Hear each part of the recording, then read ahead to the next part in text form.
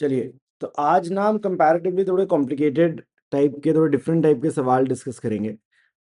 ये क्वेश्चन है आपके सामने, क्वेश्चन नंबर 33।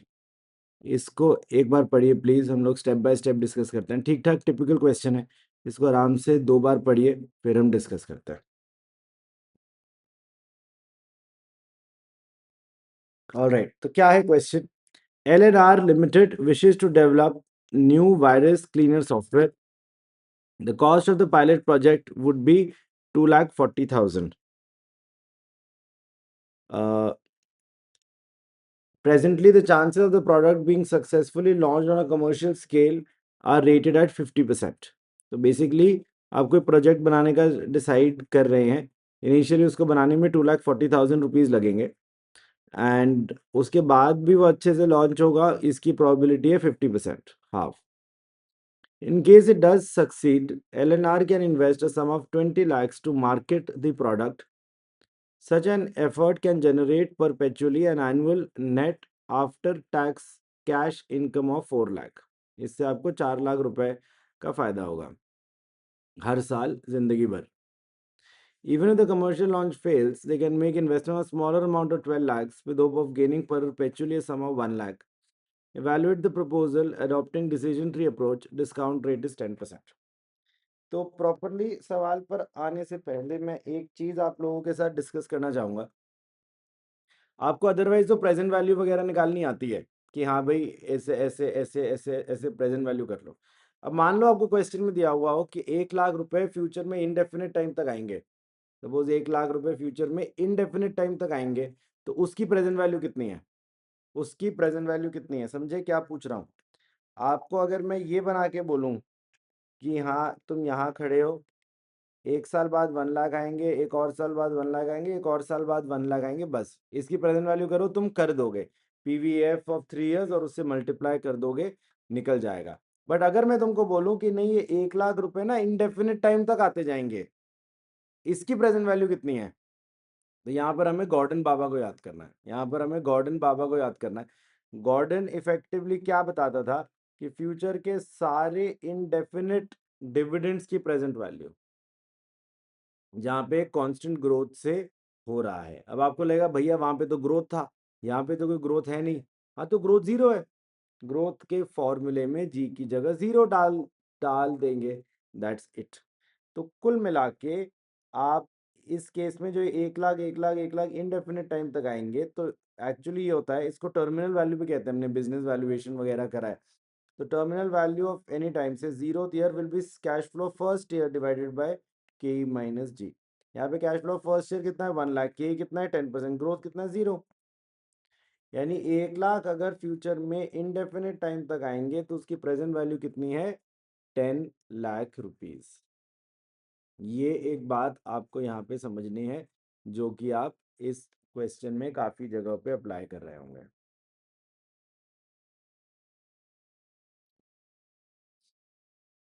ठीक है,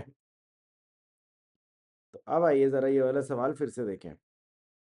इन्होंने कहा कि हम 2,40,000 रुपीज लगाएंगे। ओके, इसके बाद कमर्शियल सक्सेस होगा उसके 50% चांसेस हैं, फेलियर होगा उसके 50% चांसेस हैं। ओके, मान लो सक्सेस हो गया, तो मान लीजिए सक्सेस हो गया, तो क्या लिखा है? LNR can invest a sum of 20 lakhs to market the product. Such an effort can generate perpetually an annual net after tax cash income of 4 lakh. इस पे डिस्कस करते हैं, सिर्फ इतने से पोर्शन पे डिस्कस करते हैं कि क्या आप 20 लाख रुपए लगा के जिंदगी भर 4 लाख रुपए लेना चाहोगे? अगर आपके पास ऑप्शन हो कि भी 20 लाख रुपए लगाओ, आपको जिंदगी भर 4-4 लाख रुपए मिलेंगे, क्या आप ये ऑप्शन लेना चाहेंगे? बताइए जेटली जी, क्यों? नहीं, ऐसे थोड़ी सोचते हैं, टाइम वैल्यू ऑफ मनी भी तो कुछ होता है। अभी अभी हमने बात करी थी ना, थोड़ा टेक्निकल लैंग्वेज में बात करनी है हमें। अभी अभी हमने क्या बात की थी कि अगर फ्यूचर में इनडेफिनेट टाइम तक कैश फ्लोज हैं तो हम उसकी प्रेजेंट वैल्यू निकाल सकते हैं। तो 4 लाख 4 लाख 4 लाख, बेसिकली एएफएम का बेसिक आइडिया क्या है? कितने गए कितने आए? 0 पॉइंट इन टाइम पे तुम्हारे 20 लाख रुपए गए, फ्यूचर में तुम्हें 4 4 4 4 4 4 लाख इंडेफिनिट टाइम तक आएंगे। तो इनफ्लोज और आउटफ्लोज को कंपेयर करना है। आउटफ्लो कितना है आपका 20 लाख, इनफ्लो कितना है बताइए। हाँ 40 लाख। अभी हुई थी ना बात की CF1/K - तो 4 lakh upon 10%, which is effectively 40 lakh. तो आपके आए 40 लाख, गए 20 लाख। तो यस, नेट आप +20 लाख में है। तो ये बिल्कुल आपको करना चाहिए। ठीक है। तो अगर सक्सेस हुआ तो बेसिकली क्वेश्चन कुछ ऐसी लाइंस पे देखो कि 2,40,000 रुपए तो लगा दिए। अब 50% चांसेस हैं कि सक्सेस होगा और 50% चांसेस हैं कि फेलियर होगा। अब अगर सक्सेस हुआ तो आई थिंक आप लगाओगे ना, फिर 20 लाख रुपए लगा के 40। अगर सक्सेस हो गया तो आप इफेक्टिवली +20 लाख पे खड़े हो। +40 -20 नेट +20, राइट। अगर फेलियर हुआ तो क्या लिखा हुआ है? अगर फेलियर हुआ, even if the commercial launch fails, they can make investment of smaller amount of 12 lakhs with hope of gaining perpetually a sum of 1 lakh। आपको ऑप्शन दे कि 12 लाख लगाओ और जिंदगी भर 1-1 लाख रुपए मिलेंगे। ये वाला ऑप्शन लेंगे क्या आप? नहीं लेंगे, बिकॉज 1 लाख की प्रेजेंट वैल्यू आएगी 10 लाख। तो 12 लाख रुपए लगा के हम 10 लाख रुपए नहीं लेना चाहेंगे। तो यहाँ पे the answer is going to be 0 lakhs, not -2, क्योंकि it is not compulsory, it is an option. आपका मन हो तो आप ये कर सकते हो, मन ना हो तो मत करो। हमारा क्यों होगा मन? हमारा ये करने का क्यों होगा मन? इसीलिए यहाँ पे 0 lakhs है। इसीलिए यहाँ पे 0 lakhs है। तो कुल मिला के आधे चांसेस हैं कि तुम्हें 20 लाख रुपए मिलेंगे और आधे चांसेस है कि कुछ नहीं मिलेगा। यानी कि इनकी इफेक्टिवली एक्सपेक्टेड वैल्यू टाइप कितनी है? 20 lakh into 0.5 plus 0 lakh into 0.5 which is 10 lakh. मतलब नेट तब भी चांसेस है ना 10 लाख रुपए कमाने के, और तुम्हारी जेब से कितने गए हैं? 2,40,000। तो क्या ये एडवाइजेबल है? हाँ, 2,40,000 रुपए लगा के 10 लाख रुपए मिलने के चांसेस हैं, बिल्कुल एडवाइजेबल है। समझ आया क्वेश्चन?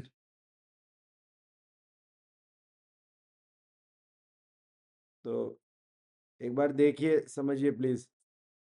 तो आया समझ में क्या हुआ इधर? देखो इनका एक बार हम डायग्राम समझते हैं। इन्होंने कहा यहाँ खड़े हो, या तो कुछ मत करो, नो टेस्ट, या फिर 2,40,000 रुपए लगा दो। 2,40,000 रुपए लगा दो। लगाए तो सक्सेस के चांसेस हैं 0.5, जिसमें आप +20 लाख या जीरो वाला ऑप्शन चुनेंगे तो आप +20 लाख वाला ऑप्शन चुनेंगे। फेलियर होगा तो या तो -2 लाख या जीरो वाला, तो आप जीरो वाला ऑप्शन चुनेंगे। तो वही 20 लाख इंटू 0.5, 0 लाख इंटू 0.5 तो 10 लाख। तो 2,40,000 रुपए लगा के 10 लाख तो आप लेना चाहेंगे ही। तो इस तरीके से आप एक बार इनका सॉल्यूशन भी पढ़ लो प्लीज। समझ आया क्या दोस्तों क्वेश्चन? थोड़ा सा डिफरेंट टाइप का सा क्वेश्चन है, बट एक बार कर रखा हो तो उतना रैंडम भी नहीं है। ठीक है।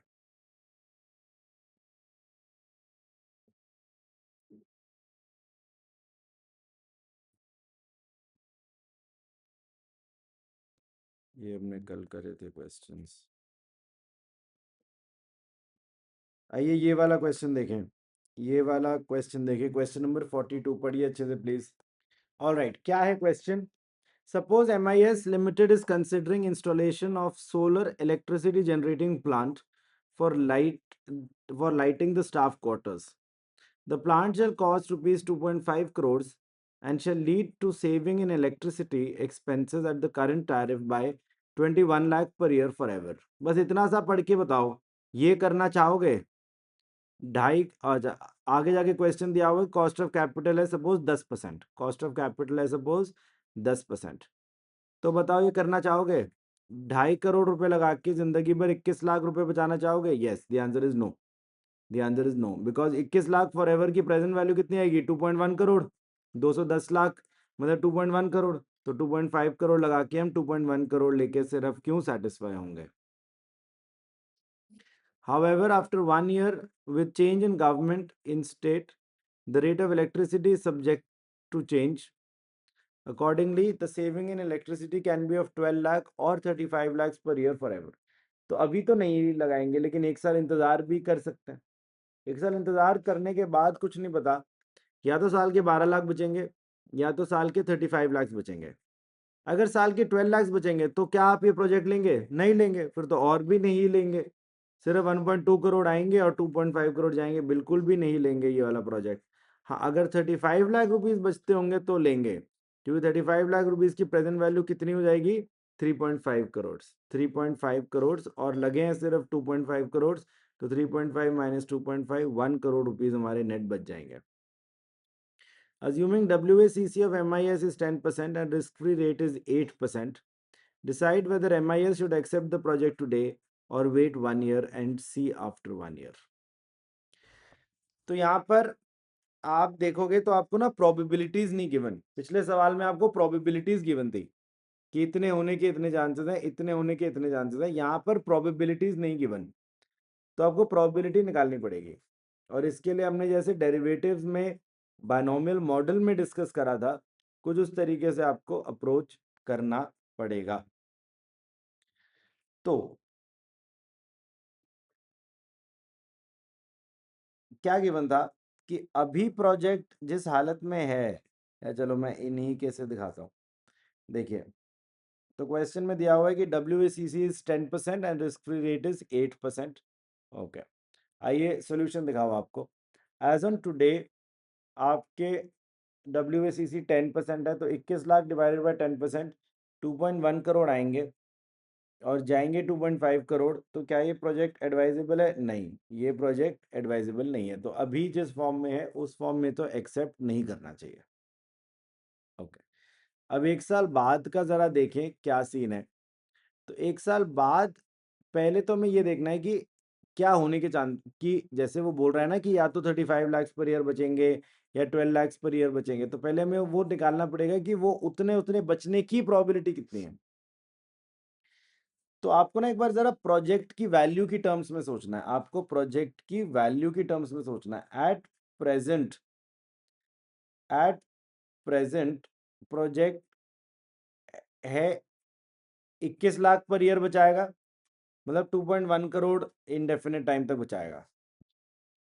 1 साल बाद चांसेस है कि 35 लाख पर ईयर बचाए, तो 10% से कैपिटलाइज करने से हो गया 3.5 करोड़, या फिर 12 लाख बचाए तो उसको प्रेजेंट वैल्यू करने से हो गया 1.2 करोड़।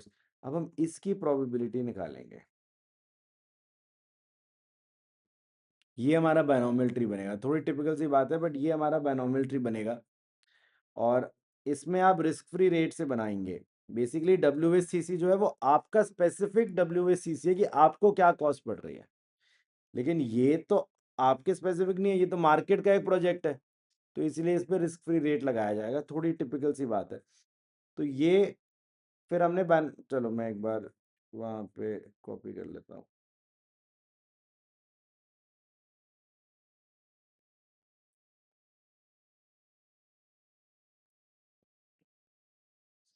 ये आ रहा है इतना बायनोमियल ट्री समझ हमें कि अभी जो सिचुएशन है, हमारे 21 लाख पर ईयर बचेंगे। 21 लाख पर ईयर की प्रेजेंट वैल्यू है इफेक्टिवली 2.1 करोड़।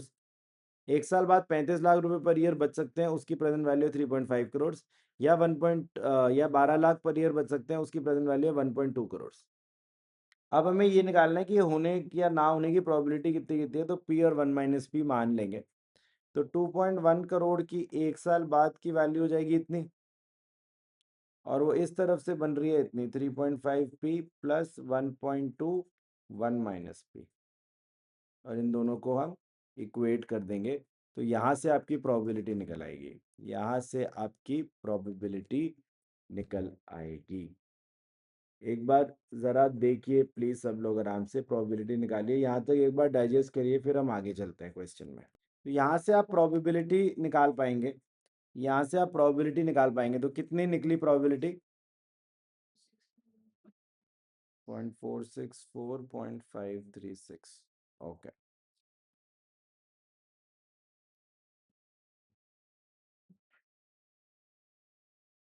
हाँ, 0.464 और पॉइंट, ठीक है। अब अगर 3.5 करोड़ हो गया तो आई थिंक आप इस प्रोजेक्ट में पैसे लगाएंगे। 2.5 करोड़ लगा, मतलब 2.5 करोड़ लगाने थे। यही प्रोजेक्ट था ना कि 2.5 करोड़ 2.5 करोड़ लगाओगे, 2.5 करोड़ लगाओगे, तो इस केस में फिर नेट वैल्यू हो जाएगी 3.5 माइनस 2.5 यानी +1, यानी कि ओवरऑल +1 होने के 0.464 चांसेस हैं। दूसरे केस में नेगेटिव हो जाएगी, तो इसीलिए आप उसको लोगे ही नहीं। मैं लिख के दिखा दूं आपको, +1.2 करोड़ माइनस 2.5 करोड़, तो ये नेगेटिव आ जाएगा, इसीलिए आप इसको लोगे ही नहीं। जीरो, तो जीरो आने की प्रोबेबिलिटी इतनी है।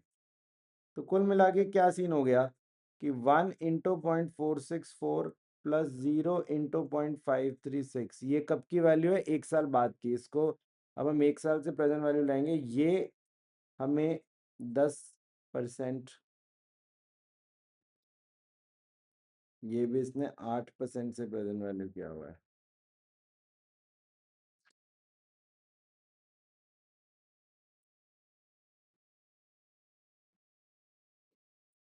तो क्योंकि ये नेट में पॉजिटिव आ रहा है, मतलब ये एक्चुअली ये 2 पॉइंट, हाँ, तो ये नेट में पॉजिटिव आ रहा है, तो इसीलिए हमें 1 साल वेट तो करना चाहिए, इसलिए हमें 1 साल वेट करना चाहिए। तो अगर 1 साल वेट करा, उसके बाद चांसेस हैं पॉजिटिव होने के। उसके बाद अगर 1.2 हो गया फिर तो नहीं करना चाहिए, बट अगर 3.5 हो गया तो आपको बिल्कुल करना चाहिए। देखिए प्लीज़ अच्छे से, थोड़ा टिपिकल क्वेश्चन है, देखिए अच्छे से प्लीज़, आलस मत करिए। ये भी काफ़ी इंटरेस्टिंग क्वेश्चन है, ये अबैंडनमेंट ऑप्शन के अराउंड एक दो क्वेश्चन हैं आपकी किताब में, बड़ा इंटरेस्टिंग क्वेश्चन है, सुंदर सा क्वेश्चन है। अच्छे से पढ़िए, मैं एक्सप्लेन करता हूँ क्वेश्चन, एक दो बार समझिए प्लीज़। आइए देखिए क्या है क्वेश्चन।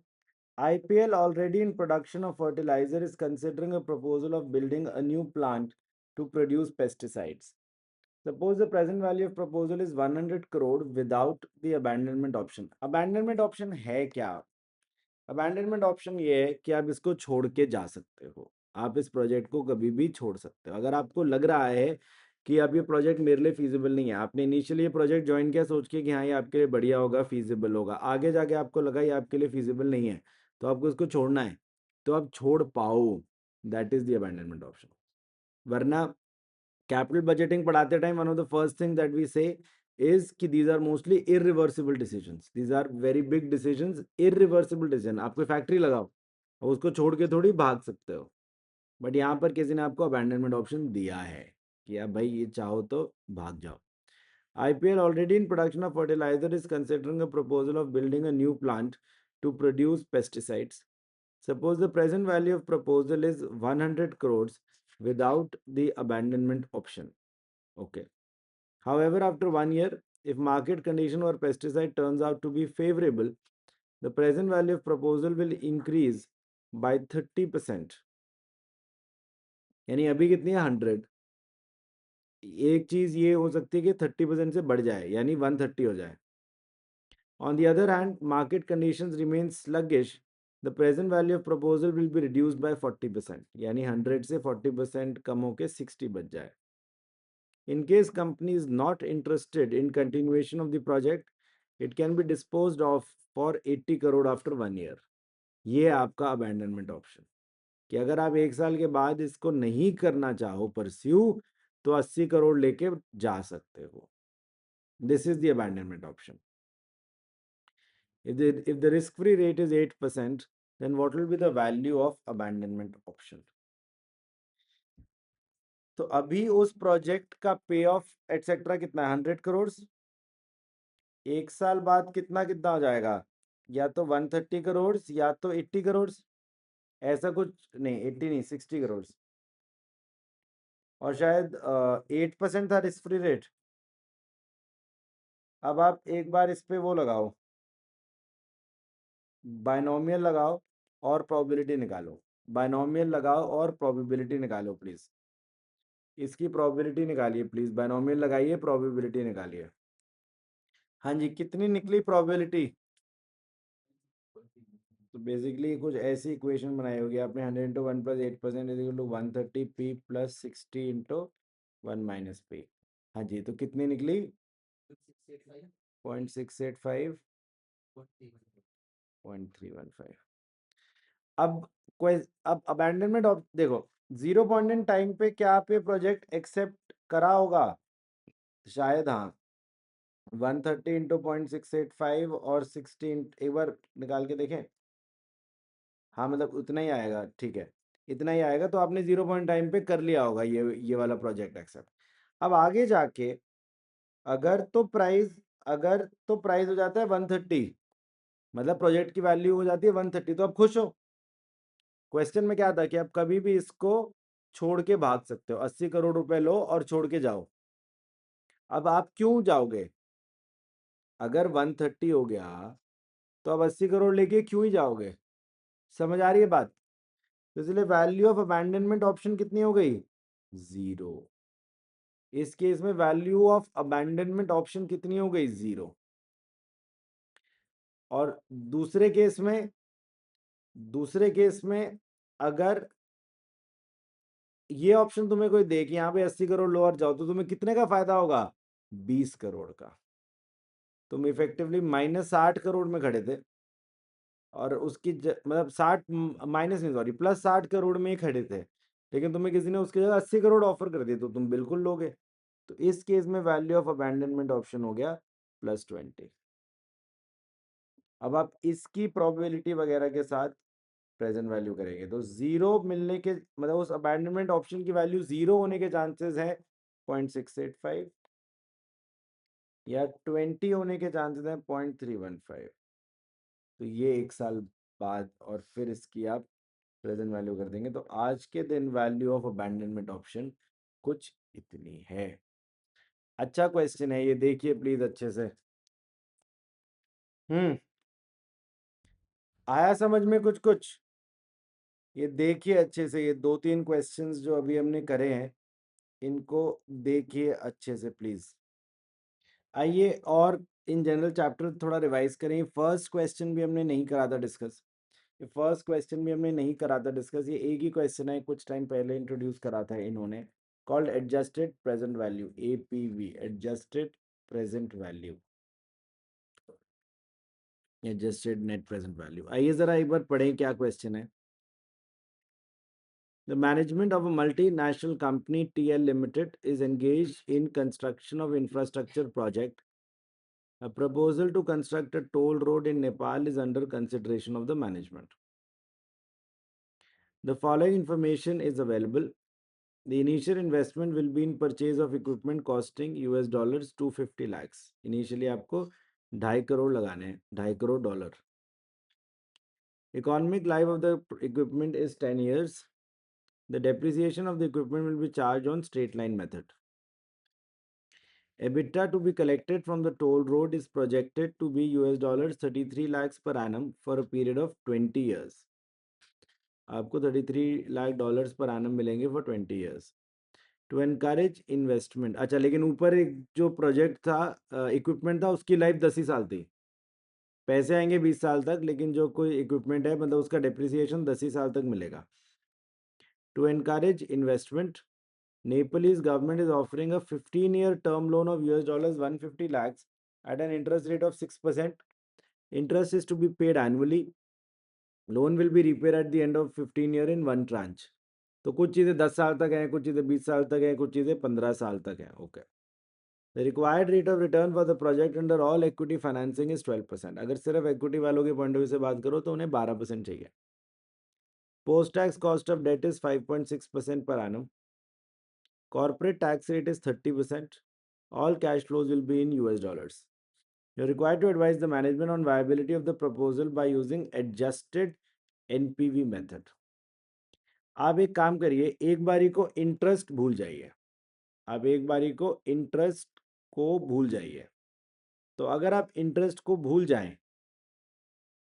तो पहले हमें निकालना है। देखो तो क्या लिखा है आंसर में, net present value all equity finance. आप इनिशियली उसको मान लेंगे कि सारा का सारा इक्विटी फाइनेंस्ड ही है, तो इक्विटी फाइनेंस्ड होगा तो कोई इंटरेस्ट नहीं दिया होगा, और इक्विटी फाइनेंस्ड होगा तो उस पर जो भी 12% के रेट से प्रेजेंट वैल्यू होगा।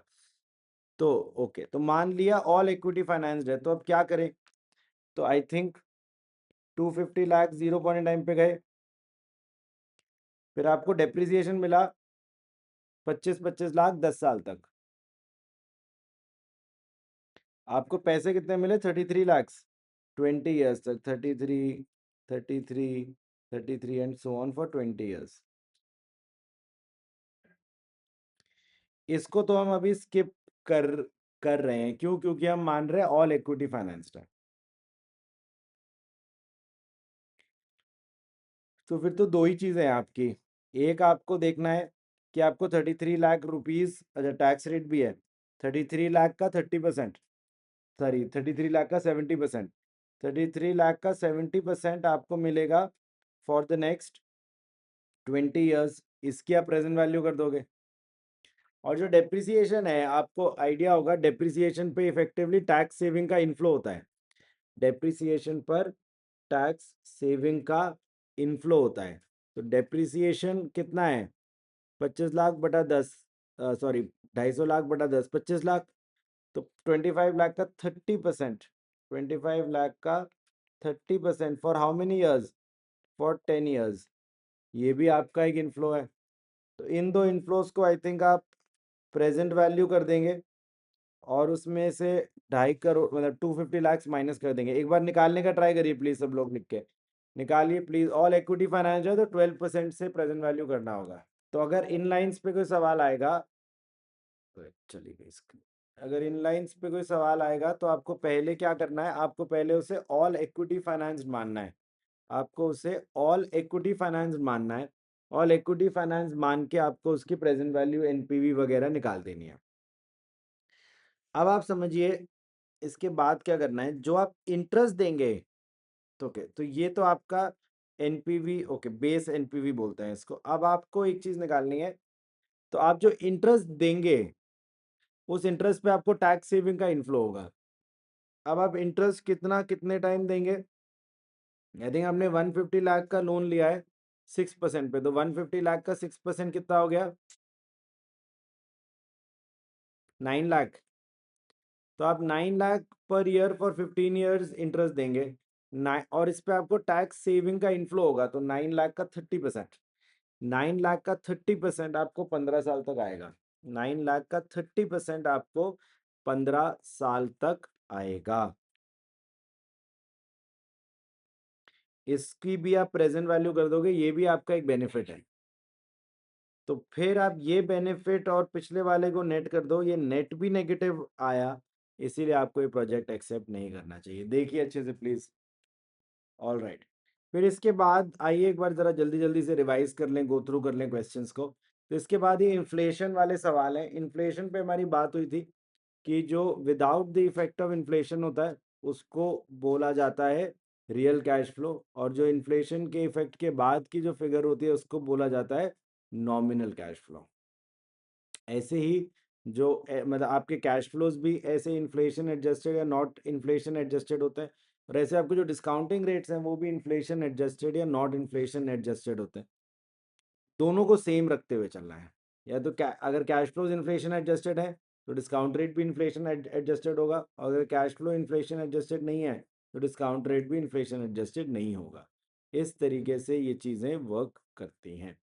इन जनरल मैं एडवाइस करता हूँ कि दोनों को रियल रियल लेके चलें, मतलब विदाउट इन्फ्लेशन यहाँ, विदाउट इन्फ्लेशन वहाँ। आइए देखें। A firm has projected the following cash flows from a project under evaluation. Year 0, 1, 2, 3। 0 में 70 लाख गए, 30 लाख आए, 40 लाख आए, 30 लाख आए। ये कह रहे थे अब cash flows have been made at expected prices after recognising inflation. Inflation को मद्देनजर रखते हुए ये है। Okay. The firm's cost of capital is 10% without inflation. Expected annual rate of inflation is 5%। मतलब इनमें 5% की इन्फ्लेशन इंक्लूडेड है। इन्फ्लेशन भी पर ईयर होती है। तो जो 0 ईयर वाला है उस पर कोई इन्फ्लेशन नहीं है, क्योंकि वो आज ही का प्राइस है। जो फर्स्ट ईयर वाला है उसमें 1 साल की इन्फ्लेशन है, तो उसे अपॉन 1+5% कर देंगे, तो वो रियल कैश फ्लो बन जाएगा। ऐसे अगले वाले में 2 साल की इन्फ्लेशन इंक्लूडेड है, इसलिए उसे 1+5% के स्क्वायर से डिवाइड कर देंगे। लास्ट वाले को 1+5% के क्यूब से डिवाइड कर देंगे, और उनको सबको फिर आप प्रेजेंट वैल्यू एटसेट्रा करेंगे। ओके, एक बार क्वेश्चन पढ़ते हैं, sorry. Cost of capital is 10% without inflation. हाँ, तो ये विदाउट, अब दोनों चीजें विदाउट इन्फ्लेशन आ गए, अपने प्रेजेंट वैल्यू कर दिया, आंसर निकल आया। इन्होंने कैसे कर रखा है, इन्होंने यहाँ पे मतलब very similar answer you will get, तो नथिंग टू वरी। इन्होंने यहाँ पे कैसे अप्रोच कर रखा है, इन्होंने रेट ऑफ डिस्काउंटिंग को इन्फ्लेशन एडजस्ट कर दिया कुछ इस तरीके से। तो रेट में हमेशा 1+ के तरीके से काम होता है। तो 1+ rate nominal is going to be 1+ rate real and into 1+ inflation. तो आपके पास 1 + 10% into 1 + 5% is what is 1 + R। तो यहाँ से जो R निकल कर आएगा वो आपका आंसर, मतलब वो आपका रेलिवेंट रेट होगा, फिर आप उस रेट से डिस्काउंट कर देंगे। ये नॉमिनल नॉमिनल वाला तरीका है। ऐसे अगला क्वेश्चन, ठीक है, अगला क्वेश्चन थोड़ा इंटरेस्टिंग है, एक बार पढ़िए, मैं कराता हूँ क्वेश्चन नंबर 4, पढ़िए प्लीज। क्या है क्वेश्चन में, determine NPV of the project with the following information. Initial outlay आपके 40,000 रुपए, एनुअल रेवेन्यू विदाउट इन्फ्लेशन है 30,000, annual cost excluding depreciation without inflation है 10,000, useful life is 4 years, salary value is nil, tax rate is 50%, cost of capital आपको nominal वाला दिया हुआ है 12%। अब आपको बेसिकली आपको ये समझना होगा कि और तो सब ठीक है, डेप्रिसिएशन भी है, और डेप्रिसिएशन पे इन्फ्लेशन अप्लाई नहीं होता क्योंकि वो तो 0 पॉइंट टाइम पे लग गया। तो आपको फिर थोड़ा उस चीज़ को दिमाग में रखते हुए करना पड़ेगा, आपको बाकी चीज़ों पे इन्फ्लेशन लगाना पड़ेगा। तो आपका जो रेवेन्यू है, रेवेन्यू पे आप एनुअल इन्फ्लेशन लगाइए 10-10%, कॉस्ट पे आप एनुअल इन्फ्लेशन लगाइए 10-10%, डेप्रिसिएशन पे कुछ मत लगाइए। इस तरीके से आपका अर्निंग्स आएंगे, उसको पोस्ट टैक्स करिए, पैट आएगा, उसमें डेप्रिसिएशन को ऐड बैक करिए, सीएफएटी आएगा। अब ये नॉमिनल सीएफएटी आएगा मेहनत के बाद, फिर उसको 12% से प्रेजेंट वैल्यू करिए। समझ आया कुछ कुछ? तो ये देखिए, इन्होंने भी यही कर रखा होगा, इसने रेवेन्यूज को 10-10% इन्फ्लेशन से बढ़ा के दिखाया। आपका 30,000 था तो 30,000 के 33,000 एंड 10-10%। एनुअल कॉस्ट 10,000 थी, उसको भी 10-10% बढ़ा बढ़ा के दिखाया। डेप्रिसिएशन फिक्स रहा, तो ये आपका अर्निंग्स आ गई, उसको लेस टैक्स कर दिया, पोस्ट टैक्स कर दिया, तो ये पैट आ गया। पैट में हमने डेप्रिसिएशन को ऐड बैक कर दिया, पैट में डेप्रिसिएशन को ऐड बैक कर दिया, तो ये आपके कैश इनफ्लोज आ गए। फिर उसकी प्रेजेंट वैल्यू कर। समझ आया कुछ कुछ? अगले क्वेश्चन में देखिए, रेवेन्यू पे अलग इन्फ्लेशन है, कॉस्ट पे अलग इन्फ्लेशन है, एंड हर साल अलग अलग इन्फ्लेशन है, हर साल भी अलग अलग इन्फ्लेशन है। एक बार देखिए, समझिए प्लीज। तो अब इसमें जब आप रेवेन्यू पे इन्फ्लेशन लगाएंगे तो पहले वाले पे सिर्फ 9% लगाएंगे, अगले वाले पे 9% एंड 8% लगाएंगे, अगले वाले पे 9, 8 एंड 6% लगाएंगे। ऐसे जब कॉस्ट पे लगाएंगे तो पहले साल पे 10 लगाएंगे, फिर 10 एंड 9 लगाएंगे, और 10, 9 एंड 7 लगाएंगे, राइट?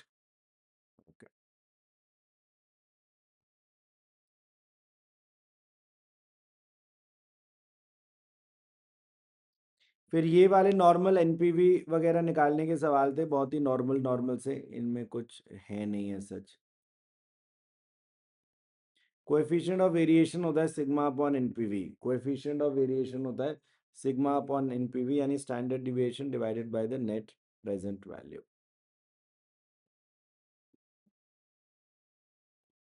ये आपके नॉर्मल नॉर्मल से क्वेश्चन है।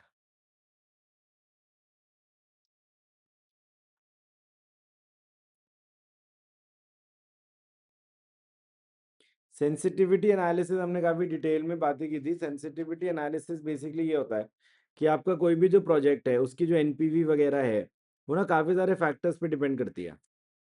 तो हमें यहाँ पे ये देखना है कि हम किस फैक्टर पे कितने डिपेंडेंट है, हम लोग किस फैक्टर के ऊपर कितने डिपेंडेंट है, ये चीज़ हमें यहाँ पे सेंसिटिविटी एनालिसिस के अंदर देखनी है।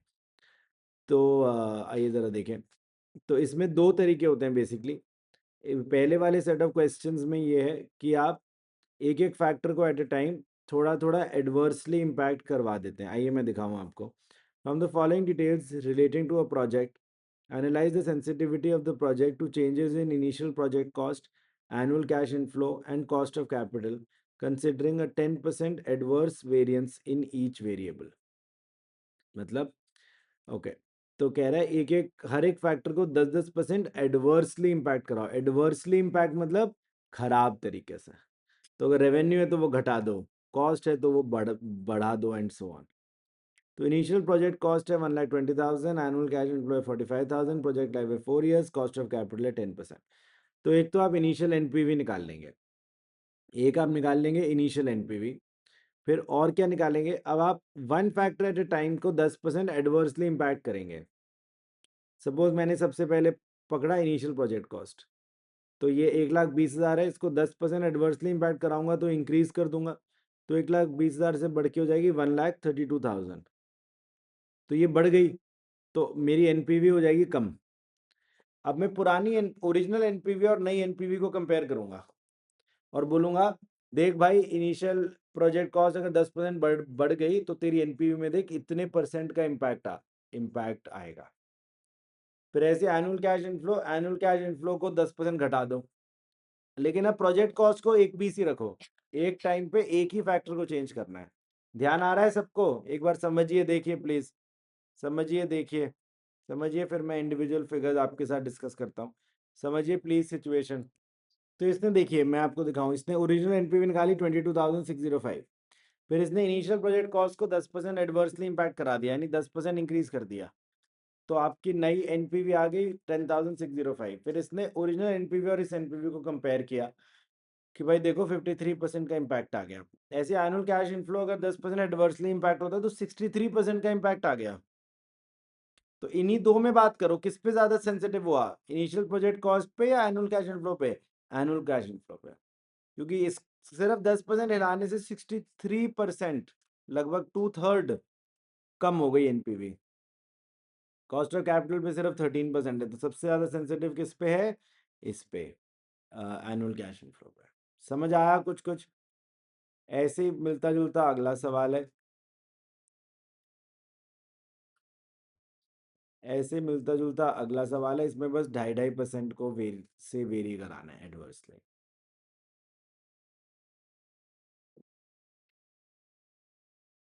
अब ये दूसरा तरीका है, ये दूसरा तरीका है। यहाँ पर हम देखते हैं,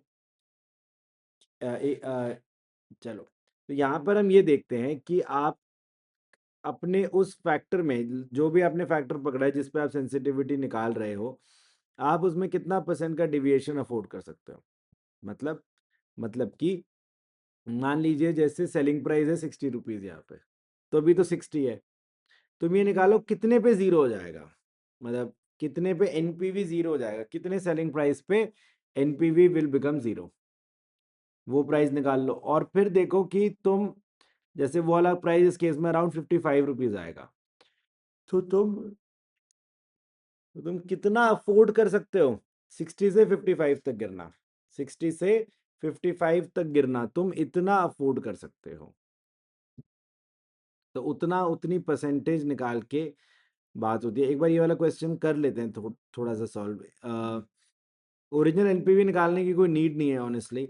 आप वो सेलिंग प्राइस निकालिए जिस पर एनपीवी जीरो होगी, आप वो सेलिंग प्राइस निकालिए जिस पे की एनपीवी जीरो होगी। तो मैंने देखिए थोड़ा बहुत कर रखा है। Let the selling price be X, तो x-40 मेरे प्रॉफिट्स हो गए।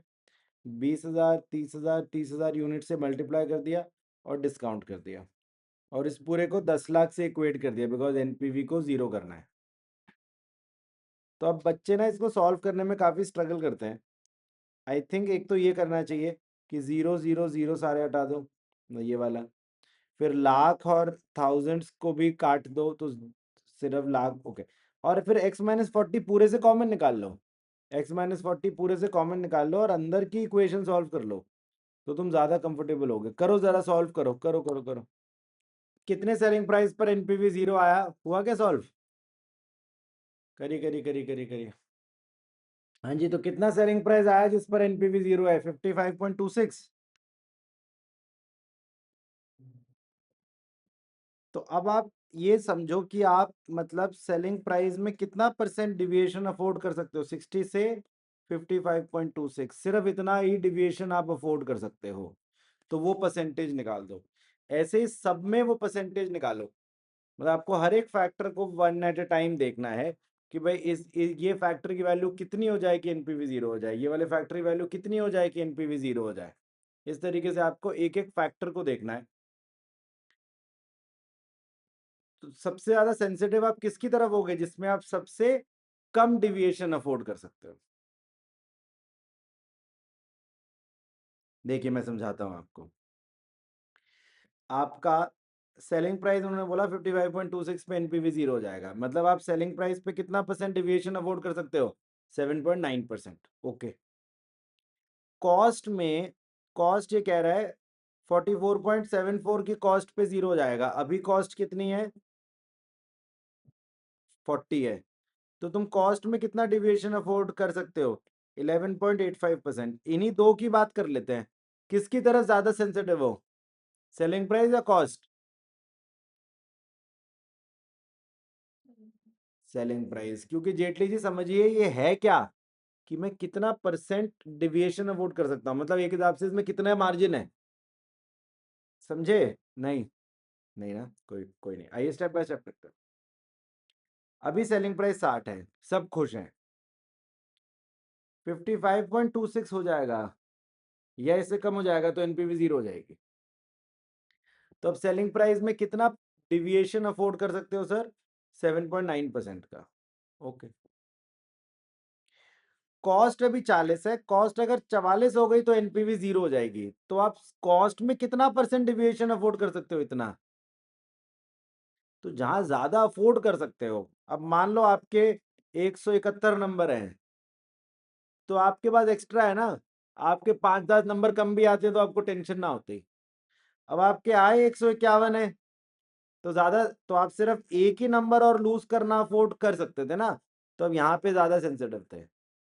सेम लॉजिक यहाँ पे लगाना है। भाई मैं सेलिंग प्राइस में 7.9% का डिविएशन अफोर्ड कर सकता हूँ, कॉस्ट में 11.85 का, सेल्स वॉल्यूम में तो 23% का। तो इस पे मैं ज्यादा सेंसिटिव नहीं हूँ। इनिशियल आउटले में 31% का, इस पे भी कोई ज्यादा सेंसिटिव नहीं हूँ, इस पे सबसे ज्यादा सेंसिटिव हूँ। समझ आया कुछ कुछ।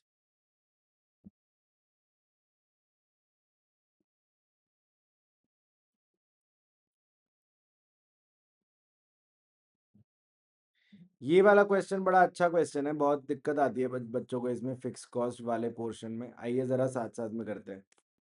हाँ जी। तो क्या क्वेश्चन है, the easy going company is considering a new project with initial investment for a product survival. It is estimated that IRR of the project is 16%, having an estimated life of 5 years. Finance manager has studied the project with sensitivity analysis of NPV becoming zero and informed that annual fixed cost sensitivity is 7.8416%.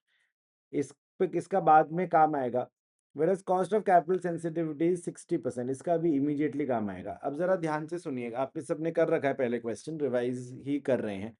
Question में आपको दिया हुआ कि IRR है 16%। IRR क्या होता है, IRR वो रेट होता है जिस पर एनपीवी जीरो होगा। IRR वो रेट होता है जिस पर एनपीवी जीरो होगा। और आपको बोला कि कॉस्ट ऑफ कैपिटल की सेंसिटिविटी है 60%, मतलब कॉस्ट ऑफ कैपिटल जितनी भी है, कॉस्ट ऑफ कैपिटल जितनी भी है, अगर आप उसे 60% इंक्रीज कर देंगे तो वो एनपीवी को जीरो कर देगा। और आपको ऑलरेडी पता है कि 16% पर एनपीवी जीरो है, तो ओरिजिनल कॉस्ट ऑफ कैपिटल कितना रहा होगा, 10%। ओरिजिनल कॉस्ट ऑफ कैपिटल 10% रहा होगा, क्योंकि उसको आपने 60% इंक्रीज करा होगा, तो 16% निकल कर आया होगा। तो इसीलिए ओरिजिनल कॉस्ट ऑफ कैपिटल 10% रहा होगा, ये समझना है आपको। Other information is PV ratio 70%, okay. Variable cost is 60 rupees per unit, okay. Annual cash flow is इतना, इग्नोर डेप्रिसिएशन, ओके। कह रहा है initial investment of the project निकालो। जब ऐसे पार्ट्स वाले क्वेश्चन होते हैं ना, ये खुद ही आपको बताता है, भाई इस फ्लो में सॉल्व कर तू क्वेश्चन। आपका initial investment of the project कैसे निकालेंगे, अब आपको ये पता लग गया कि 16% पर एनपीवी जीरो है, और आपको annual cash flow already given है 57,500। तो अगर 57,500 को 16% से प्रेजेंट वैल्यू कर देंगे तो वो उतना आ जाएगा ना जितने पे एनपीवी जीरो हो जाएगी, मतलब that has to be equal to the initial outflow. आपका इनिशियल आउटफ्लो आ गया। सेकेंड पार्ट में पूछा एनपीवी निकालो। अब तुम्हें कॉस्ट ऑफ प्रोजेक्ट ऑलरेडी पता है 10% है, और तुम इनिशियल आउटले भी निकाल चुके, वहां के थ्रू तुम कर लोगे। करो करो करो, फर्स्ट टू पार्ट्स करो, मैं थर्ड थर्ड पार्ट कराता हूँ। हाँ जी, फर्स्ट टू पार्ट्स हो गए। अब थर्ड पार्ट में इसमें भर भर के बच्चों को दिक्कत आती है, annual fix cost. Annual fix cost, आइए मैं आपको समझाने का ट्राई करता हूँ। देखिए 57,500 इसका ऑलरेडी एनुअल कैश इनफ्लो है, जिसमें कि आपका फिक्स कॉस्ट वगैरह भी ऑलरेडी माइनस हुई हुई होगी ऑब्वियसली, क्योंकि एनुअल कैश इनफ्लो है तो सब चीज़ों के बाद ही होगा। अब कह रहा है एनुअल फिक्स कॉस्ट की सेंसिटिविटी है 7.8416%। मतलब अगर फिक्स कॉस्ट 7.8416% से बढ़ गई तो वह एनपीवी को जीरो कर देगा। Let the fix cost be F. तो अगर वो 7.8416% से बढ़ गई तो मेरा कैश फ्लो उतने से कम हो जाएगा। तो मेरा नया कैश फ्लो हो जाएगा इतना, 7.8416% of F. This will be my new cash flow. आ रहा है समझ में? जिसपे कि मेरी एनपीवी जीरो हो जाएगी। तो अब इसको कर दो 10% से पीवीएफ जितने भी साल का था, और तुम्हारी इनिशियल आउटले कितना आया था, 188, 250, 255, जितना भी आया था, ठीक है। तो बस यहाँ इस इक्वेशन को सॉल्व कर लोगे तो आपकी फिक्स कॉस्ट निकल आएगी 1 लाख रुपीज। करिए करिए करिए करिए प्लीज, समझिए अपने आप, समझिए प्लीज, बाकी मेरे से पूछिए।